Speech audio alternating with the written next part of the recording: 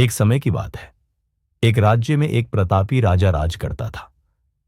एक दिन उसके दरबार में एक विदेशी आगंतुक आया और उसने राजा को एक सुंदर पत्थर उपहार में दिया।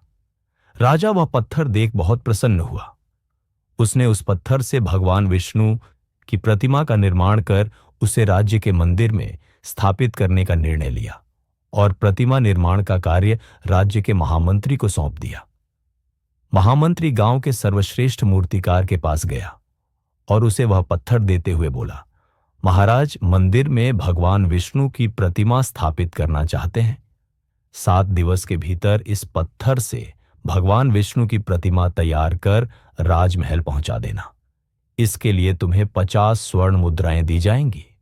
50 स्वर्ण मुद्राओं की बात सुनकर मूर्तिकार खुश हो गया और महामंत्री के जाने के उपरांत प्रतिमा का निर्माण कार्य प्रारंभ करने के उद्देश्य से अपने औजार निकाल लिए।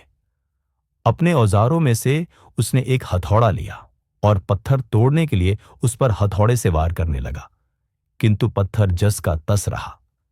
मूर्तिकार ने हथौड़े के कई वार पत्थर पर किए, किंतु पत्थर नहीं टूटा।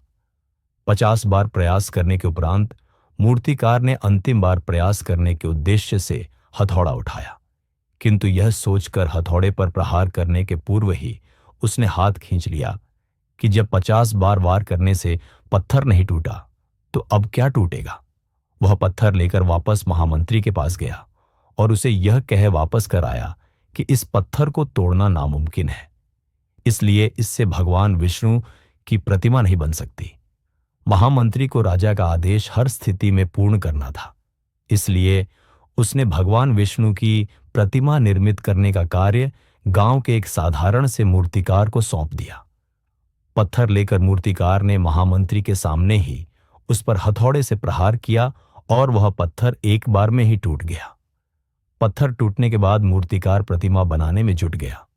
इधर महामंत्री सोचने लगा कि काश पहले मूर्तिकार ने एक अंतिम प्रयास और किया होता तो सफल हो गया होता और 50 स्वर्ण मुद्राओं का हकदार बनता।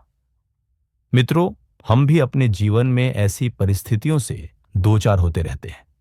कई बार किसी कार्य को करने के पूर्व या किसी समस्या के सामने आने पर उसका निराकरण करने के पूर्व ही हमारा आत्मविश्वास डगमगा जाता है और हम प्रयास किए बिना ही हार मान लेते हैं।